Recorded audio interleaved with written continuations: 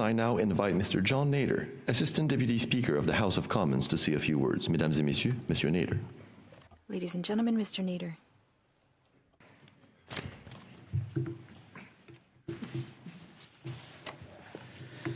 Mr. Speaker, pro tempore of the Senate, the Honorable René Cormier, ministers, senators and members of Parliament, veterans and distinguished members of the Canadian Armed Forces and Police Forces, ladies and gentlemen.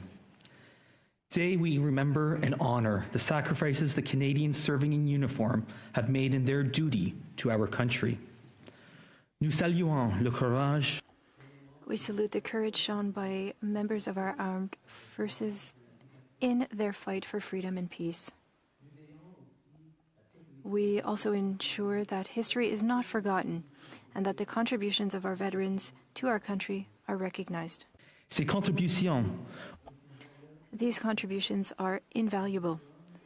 Our veterans and active duty members have protected and strengthened the fundamental rights and freedoms that are dear to Canada, such as freedom of expression, freedom of thought, equal rights, and democratic rights.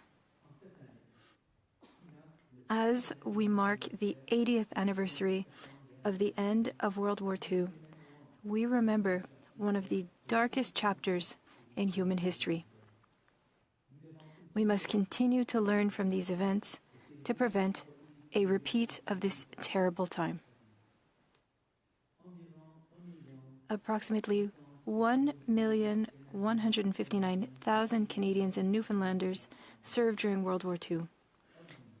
44,090 did not survive. They were either killed in action, died as a result of an accident or illness while in service, or subsequently died of injuries related to their service. Today, veterans of World War II, alongside veterans from Afghanistan, the Korean War, World War I, and members of the Canadian Armed Forces and the Royal Canadian Mounted Police, rest in military cemeteries in Canada and around the world. One of those military cemeteries is the Groesbeek Canadian War Cemetery in the Netherlands. At Groesbeek, 2,338 Canadians were laid to rest after they made the ultimate sacrifice while liberating our Dutch allies. No fewer than 25 of those fallen heroes were from my own riding of Perth Wellington. In plot 24 of the cemetery, just before the cross of sacrifice, lies Guardsman William Harry Proudly of Listowel, Ontario. In a newspaper clipping dated March 7, 1945, we learned that on the date of his 18th birthday, November 2nd, 1942, William went to London and enlisted. After training, he was sent overseas in June of 1944 and served in France, Belgium, and the Netherlands. He lost his life as a tank operator on February 26, 1945. He was only 20 years old. William Proudly's story is remarkable, but not unique. It is similar to the stories of so many who volunteered in the Second World War and other wars, and who never came home to Canada.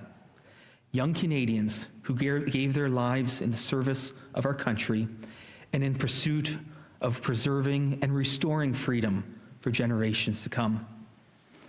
This Remembrance Day, I will lay a wreath at the Listowel Cenotaph, where William Proudly's name is etched in stone, along with others who served in the Second World War. At the top of the stone read the words, "In memory of those who made the ultimate sacrifice." As we approach Remembrance Day, I think of the late Art Boone. Art was only 15 years old when he enlisted. He would later joke that the hardest part of being in the Army was staying in it, since they often tried to kick him out due to his age. Art landed on the beaches of Normandy on D-Day. He fought in the bloody Battle of the Scheldt Estuary and helped liberate the Netherlands. I think of the black and white picture he kept in his home that showed him and his comrades, young men all, in front of their tank. Art would spend the remaining 98 years of his life committed to making sure that what they fought for would never be forgotten.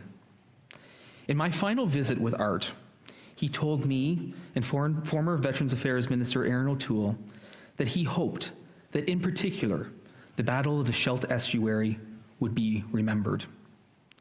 With Art now gone, and as the ranks of World War II veterans dwindle, The torch of remembrance falls to all of us to remember the Battle of the Scheldt Estuary and every battle where brave Canadian soldiers served. Je souhaite que la population canadienne prenne le temps. I hope that Canadians will take the time this Veterans Week to reflect on how we as a community can thank and support our veterans and our serving military personnel. I would like to pay tribute to our veterans who played a decisive role in the destiny of the world and our country. History would not be the same without their sacrifices. Let us express our support to our veterans who may be suffering from visible or invisible wounds. May we remind them that they are not alone. This Veterans Week and this Remembrance Day, we honor those who died to protect our freedoms that we all enjoy today, lest we forget.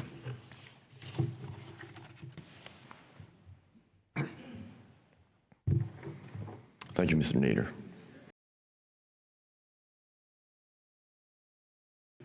The laying of the wreath.